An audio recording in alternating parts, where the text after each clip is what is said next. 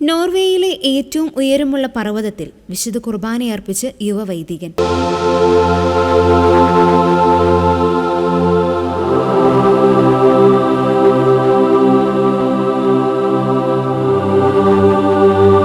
നോർവേയുടെ മധ്യസ്ഥനായ വിശുദ്ധ ഒലാവിന്റെ കബറിടം സന്ദർശിക്കാനെത്തിയ യുവവൈദികനും സംഘവുമാണ് നോർവേയിലെ ഏറ്റവും ഉയരമുള്ള പർവ്വതങ്ങളിലൊന്നിൽ കയറി ദിവ്യബലിയർപ്പിച്ചത്. 74 മൈൽ ദൂരം പിന്നിട്ടാണ് വൈദികനും സംഘവും പർവ്വതത്തിനു മുകളിൽ എത്തിയത്. സമുദ്രനിരപ്പിൽ നിന്നും 7500 അടി ഉയരത്തിലാണ് ഈ പർവ്വതം സ്ഥിതി ചെയ്യുന്നത്. ജപമാല ചൊല്ലിയും സുഹൃത ജപങ്ങൾ ഉരുവിട്ടും പ്രാർത്ഥനയോടെയായിരുന്നു മലകയറ്റം. പർവ്വതത്തിനു മുകളിലെത്തിയപ്പോൾ തീർത്ഥാടകർ കുമ്പസാരിച്ച ശേഷമാണ് ദിവ്യബലിയിൽ പങ്കെടുത്തത്. വിശുദ്ധ കുർബാന സമയത്ത് മേഘങ്ങൾ മാറിപ്പോകുന്നത് കണ്ടപ്പോൾ സ്വർഗം തുറക്കപ്പെടുന്നതായും ദിവ്യബലി സ്വീകരിക്കുന്നതായും തനിക്ക് അനുഭവപ്പെട്ടതായി ഫാദർ ഒട്ടേഴ്സൺ പറഞ്ഞു. 3 വർഷം മുമ്പ് താൻ ഇതേ സ്ഥലത്ത് വിശുദ്ധ കുർബാന അർപ്പിച്ചിരുന്നതായും വൈദികൻ പറഞ്ഞു.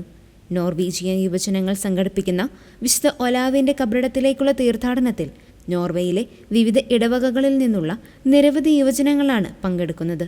ഇതിനോടൊപ്പം തന്നെ നിരവധി പേരാണ് മലയിലെ ഈ കുർബാനയുടെ ദൃശ്യങ്ങൾ സമൂഹമാധ്യമങ്ങളിൽ ഷെയർ ചെയ്തത്.